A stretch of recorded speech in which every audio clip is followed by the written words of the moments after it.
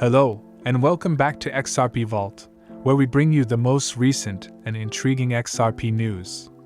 We're giving away 10,000 XRP to those who are watching. All you have to do is upvote, subscribe, comment XRP is king and watch the video to the end to be eligible.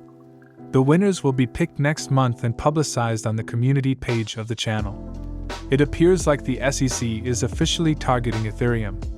In this video, we'll discuss what just occurred in relation to Ethereum.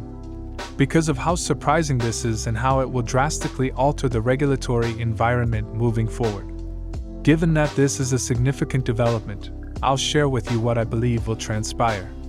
I also want to discuss a significant discovery made by Jeremy Hogan in the most recent filing in Judge Torres' rippling SEC case. This is very fascinating right now, and it will demonstrate to the majority of us that there is simply no chance that the SEC will deem XRP to be a security. In the conclusion of this video, I'd like to discuss the price movement of XRP. The price of XRP is currently at a turning point, and a Ripple member just tweeted something quite intriguing.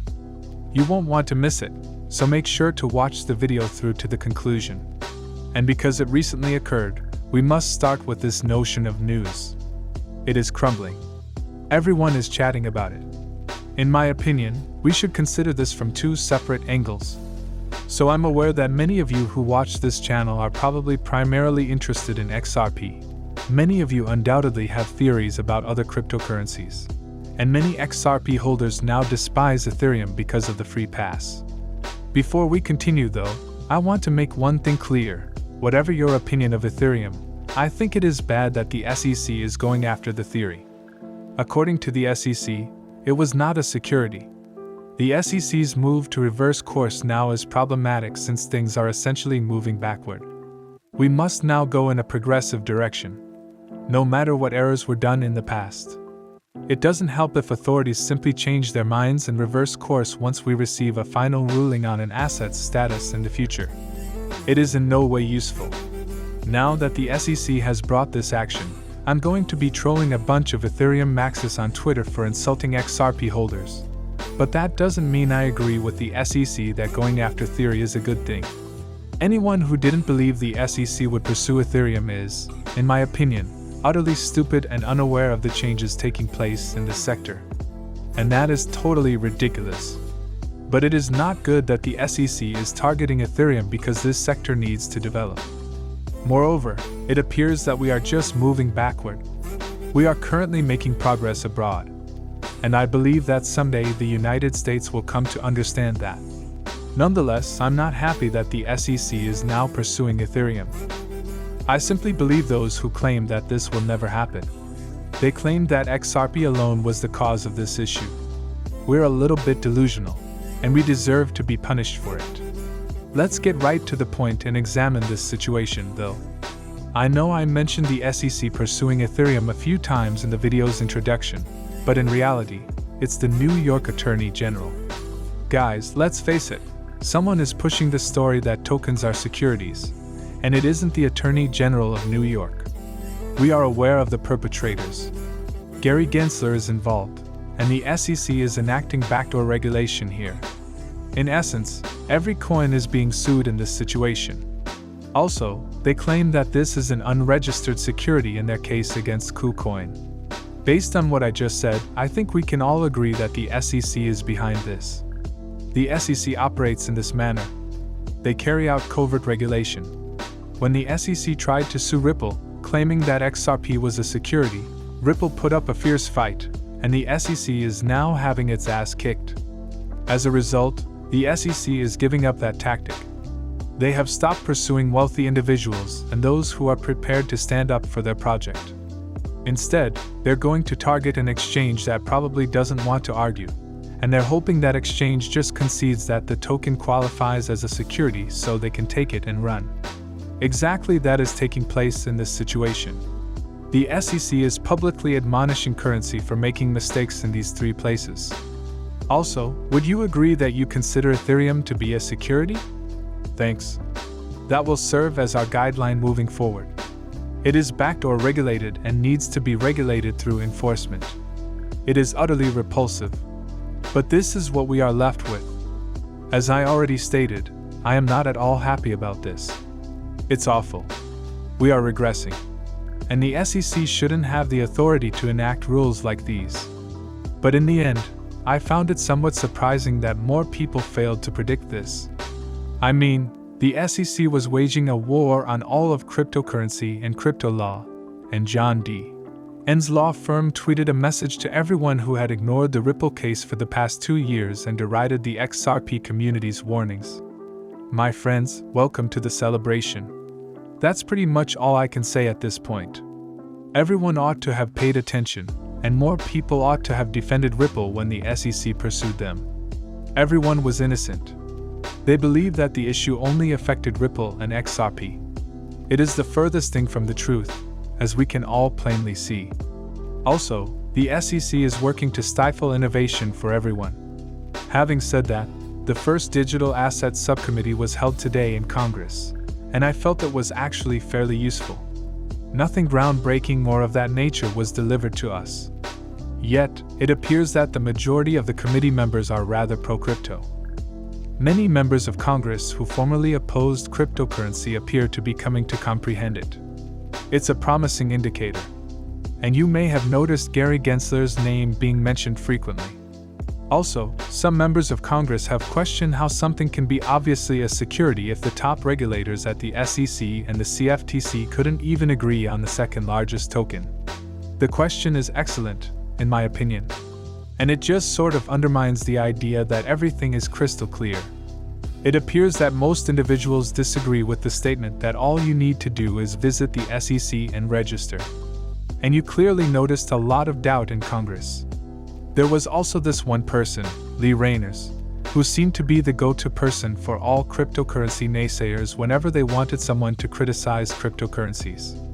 Yet it's clear that this person doesn't know what he's talking about. All of his arguments are predicated on the idea that, because cryptocurrencies lack utility, they won't be very significant to our country's financial system in the future. It's extremely difficult to take this argument seriously, to be honest. Because Bitcoin, the first cryptocurrency ever created, performed more transactions annually than the Visa payment network while having technology that wasn't even all that sophisticated. This is how utility is defined. We all know this is a ridiculous claim, but if Bitcoin doesn't have utility with that many transactions, then neither does the Visa payment network. They invite people on like this who are simply ignorant of the subject. The good news, I believe, is that the majority of those present did recognize that these arguments were absurd, despite how annoying they were to listen to. I genuinely believe that we are moving in the right direction on certain levels. In order to wrap up this video, I'd like to discuss some recent XRP news. According to what Jeremy Hogan discovered in Judge Torres' most recent decision, the majority of individuals are quite certain that XRP will never be classified as a security in this case. I'll just read what Jeremy Hogan said in his tweet, and then explain what he meant.